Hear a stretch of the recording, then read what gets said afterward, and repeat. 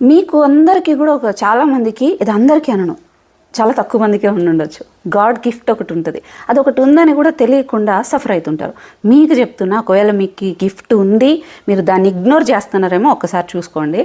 So నేను వచ్చి, నాకు ఎవరైనా నా చుట్టుపక్కల వాళ్ళు ఏదైనా ఒక మాట చెప్పినప్పుడు, లేకుంటే సోషల్ మీడియా ఎక్కడైనా ఒక మాట విన్నప్పుడు, ఆ మాటని నాకు అన్వయించుకొని నేను మలుచుకుంటూ రావడం, హీల్ అవుతూ రావడం అనేది స్టార్ట్ అయింది. సో దాంట్లో ఒక మాట ఎక్కువ విన్నాను. ఇప్పుడు మనం ఎవరి దగ్గరికైనా పోయినప్పుడు, నాకు ఎందుకు అన్ని ప్రాబ్లమ్స్ వస్తున్నాయి, నాకే ఎందుకు వస్తున్నాయి అని అడుగుతుంటాం. అలా అన్నప్పుడు పెద్దవాళ్ళు ఏం చెప్తుంటారంటే, తట్టుకునే వాళ్ళకే ఎక్కువ ప్రాబ్లమ్స్ అనేవి వస్తాయి. ఈ మాట ఎందుకు నాకు రియలైజ్ కాలేకపోయినాను, నా ఏడుపు ఆపలేకపోయింది. బట్ చంటి అన్న ఒక అన్న చెప్పాను, గుర్తుందా? చాలామందికి తెలిసే ఉంటుంది, నా ప్రొఫైల్ తెలిస్తే. సో బేసిక్గా నాకు వచ్చే ప్రాబ్లమ్స్ ఎట్లా అంటే, నా అంతటి నేను ఇరుక్కోను, వాళ్ళకి ప్రాబ్లం రాబోతూ ఆ తర్వాత నాకు అటాచ్ అవుతారో, లేకుంటే నాకు అటాచ్ అయిన తర్వాత వాళ్ళకి ప్రాబ్లమ్స్ స్టార్ట్ అవుతాయో నాకు తెలియదు. కానీ నా వీక్నెస్ వచ్చి నా వాళ్ళు బాధపడితే నేను చూడలేను. సో వీళ్ళకి ప్రాబ్లమ్స్ వచ్చేవి, ఆ ప్రాబ్లమ్స్ కూడా ఎట్లా వచ్చేదంటే, నువ్వే తీర్చాలి, వేరే ఆప్షన్ లేదు. ఈవెన్ అది ఎంత పెద్ద ప్రాబ్లం అయినా కూడా అది ఎందుకో చాలా కష్టంగా అనిపించడం సాల్వ్ అయ్యేది. బట్ అలాగా అదొక పజిల్ లాగా అయిపోయింది అనమాట నాకు లైఫ్లో. ఒకదాని తర్వాత ఒకటి, ఒకదాని తర్వాత ఒకరికి పిచ్చిలేసిపోయేది నాకు.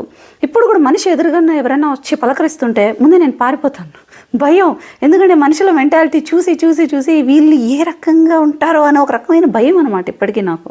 సో ప్రాబ్లమ్స్, ఆ పజిల్స్ అనేవి సాల్వ్ చేసేటప్పుడు మనుషులతోటి ఎక్కువ ఇంటరాక్ట్ అవ్వడం, వాళ్ళ గుణగణాలు తెలియడం, భయపడడం, ఇలాంటివన్నీ జరిగే నేను దూరంగా ఉంటాను.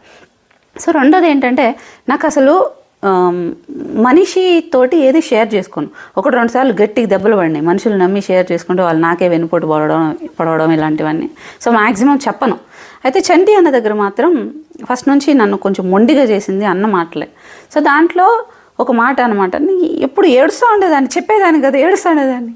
సరే నువ్వు చెప్పు, అసలు నీకు ఏం కావాలంటే, నాకు ఎందుకు సమస్యలు, కొంచెం గ్యాప్ కావాలి, నా వల్ల అవ్వట్లేదు ఇది అని అంటే, నీకు ఒకటి అర్థం కావట్లేదు, నువ్వు ఒక క్లారిటీగా ఒకటి నన్ను అడుగు చెప్తానంటే, ఇప్పుడు మిగిలిన వాళ్ళందరికీ నేను ఉన్నానా, ఏదైనా ప్రాబ్లం వస్తే మొత్తం ఉండి నేను చేస్తానా, నాకెందుకు అట్లా ఉండదు, నేనే చేయాల్సి వస్తుంది. మళ్ళీ నన్ను నమ్ముకున్న వాళ్ళకి కూడా ప్రాబ్లమ్స్ వస్తాయి, నేను నమ్ముకున్న వాళ్ళకి ప్రాబ్లమ్స్ వస్తాయి, మళ్ళీ నేనే చేయాల్సి వస్తుంది. అంటే వాళ్ళకి నీకు ఒక గాడ్ గిఫ్ట్ ఉంది, ఫైట్ చేసే కెపాసిటీ.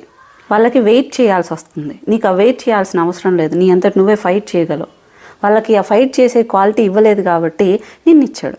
కానీ నీకు నువ్వే ఓన్గా ఫైట్ చేసుకోగలవు, ప్రాబ్లం వచ్చినా తట్టుకొని నిలబడి చేసుకోగలవు. నువ్వు ఆ గుణాన్ని ఎందుకు గుర్తించట్లేదు అన్నాడు. ఏడవడం ఆపేశాను, ఒక్కసారి కూడా మళ్ళీ ఏడవలే. నీకు కూడా ఉంది, కానీ నీకు తెలియట్లే. ఫైట్ చేయి, ఆపకు.